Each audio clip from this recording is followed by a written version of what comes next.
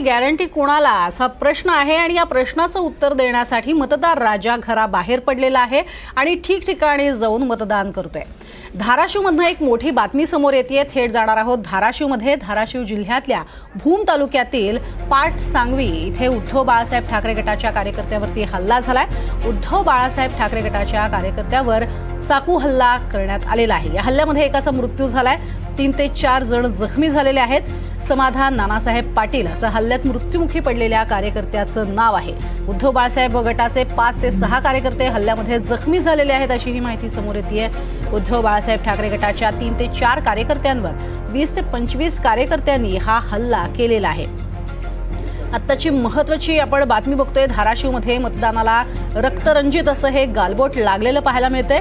ठाकरे गटाच्या कार्यकर्त्याचा या ठिकाणी मृत्यू झालेला सुद्धा आपल्याला पाहायला मिळतोय। आत्ताची मोठी बातमी समोर येते। अझरुद्दीन शेख आमचे प्रतिनिधी सध्या आपल्या सोबत जोडले गेलेले आहेत, त्यांच्याकडनं या संदर्भातली माहिती घेणार आहोत। अझरुद्दीन, नेमकं काय घडलंय धाराशिवमध्ये इतक्या मोठ्या प्रमाणात की एका कार्यकर्त्याचा थेट मृत्यू झालाय, खून झालाय? नक्कीच प्रज्ञा, भूम तालुक्यामधील पाट सांगवी या गावामध्ये सकाळपासून मतदान व्यवस्थित सुरू होतं, मात्र अचानकपणे 2 गटामध्ये वाद सुरू झाला आणि त्यानंतर वादाचं रूपांतर मोठ्या हाणामारीमध्ये झालं आणि त्यामध्ये ठाकरे गटाचा एक कार्यकर्ता ज्याचं नाव समाधान पाटील आहे त्याचा जाग्यावरच मृत्यू झालेला आहे। 2 गटात हा वाद होता, त्यामध्ये ठाकरे गटाचा एक कार्यकर्ता मृत्युमुखी पडला आहे। त्यावर 20 ते 22 जणांनी चाकू हल्ला केला होता आणि या चाकू हल्ल्यात त्याचा जागीच मृत्यू झाला आहे। जे 3 ते 4 जण आहेत ते जखमी झालेले आहेत, त्यांच्यावर सध्या हॉस्पिटलमध्ये उपचार सुरू आहेत। प्रज्ञा, आता सध्याचे जे अपडेट आहेत ते काय आहेत? धाराशिवमध्ये एवढी गंभीर घटना घडलेली आहे, याचा परिणाम जो कुठे आहे तो मतदानावर होताना पाहायला मिळतोय का?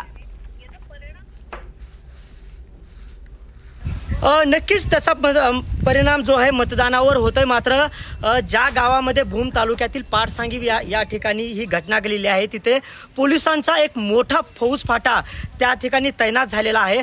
पोलीस ठाण्यांनी एक वेगळं असं या ठिकाणी या गावाला स्वरूप आणलेलं आहे, छावणीचं स्वरूप या ठिकाणी या गावाला आणलेलं आहे आणि आता सध्या तरी या गावामध्ये लोक जे आहेत ते बाहेर निघतायत आणि आपलं मतदान जे आहे ते व्यवस्थितपणे पार पाडतायत। मात्र काही काळ मतदानाची प्रक्रिया ही जी होती ती बंद करण्यात आली होती, मात्र आता ही प्रक्रिया पुन्हा एकदा सुरू करण्यात आलेली आहे। प्रज्ञा, नक्कीच, मात्र सगळ्यात महत्त्वाची बाब म्हणजे अझरुद्दीन, या सगळ्यामध्ये आता पोलिसांची भूमिका तितकीच महत्त्वाची असणार आहे।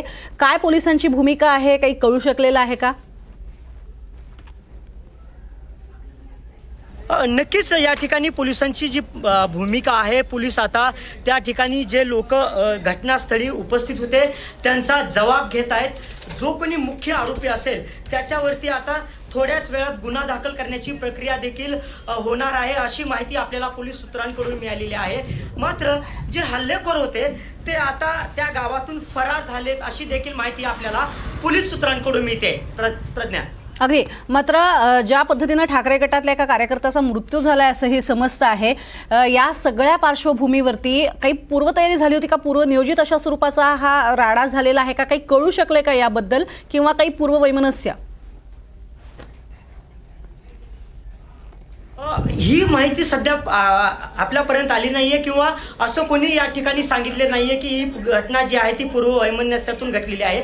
मात्र मतदान सुरू असताना थोडी वादावादी सुरू झाली आणि त्यानंतर ही वादावादी मोठ्या हाणामारी झाली आणि त्यामध्ये ही घटना घडलेली आहे। नक्कीच नक्कीच, आणि या संदर्भात जे उमेदवार आहेत आत्ताचे धाराशिवमध्ये त्यांच्याकडनं काही प्रतिक्रिया समोर येऊ शकली आहे का? नक्कीच आपण त्यांच्याशी संपर्क साधण्याचा प्रयत्न केला होता, मात्र त्यांचा संपर्क आपल्याशी झाला नाहीये। अझरुद्दीन, थोडंसं तुम्हाला थांबवतीये। सुषमा अंधारे आपल्यासोबत जोडल्या गेलेल्या आहेत उद्धव बाळासाहेब ठाकरे गटाच्या। सुषमा जी, अत्यंत दुर्दैवी घटना घडलेली आता आपण ऐकतोय धाराशिवमधनं, तुमच्याकडनं नेमकी काय माहिती समोर येते? तुमच्याकडनं काय माहिती आहे? मला आपल्याच माध्यमातून ही माहिती कळली। मी माझे तिकडचे आमचे लोकप्रतिनिधी आमदार कैलासजी पाटील यांना आता फोन केला होता, माहिती घेण्याचा प्रयत्न केला।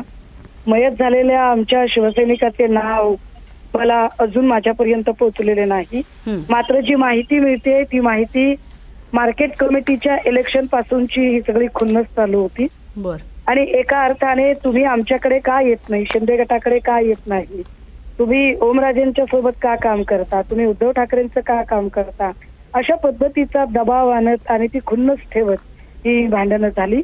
आणि त्यातून आमच्या एका शिवसैनिकाचा आज मृत्यू झालाय आणि त्याच्यासोबतच आमच्या जवळपास 3 ते 4 लोकांना गंभीर दुखापत झालेली आहे.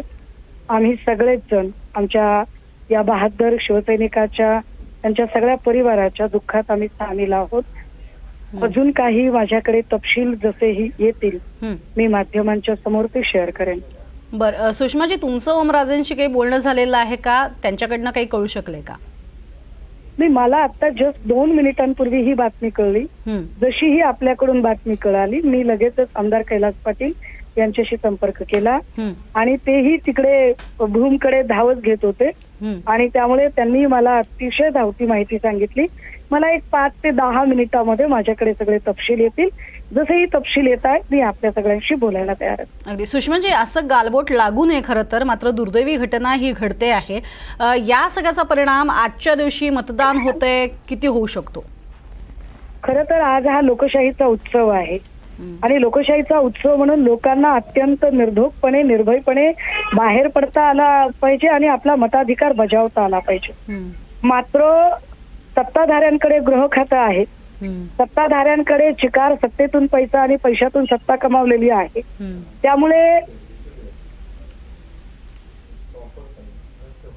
आहेत आणि त्यांची गुंडगिरी इतकी वाढत चाललेली आहे की आपण बघू शकता की जर कल्याण ठाणेमध्ये पोलीस स्टेशन मध्ये पोलिसांच्या समोर गोळीबार होतो तर भूम सारख्या इंटेरियर एरियामध्ये आमच्या एका शिवसैनिकाला आता ज्या पद्धतीने या सगळ्या गोष्टी ज्या सामोऱ्या जात आहेत हे सगळं कुठल्या थराला गेलेलं आहे. देवेंद्र फडणवीस नावाची व्यक्ती गृह खातं सांभाळण्यासाठी किती अपयशी, तपशील नापास ठरलेली आहे आणि सरकार नावाची यंत्रणा ही जणू संपावर गेली आहे की काय, अशी सगळी परिस्थिती आहे.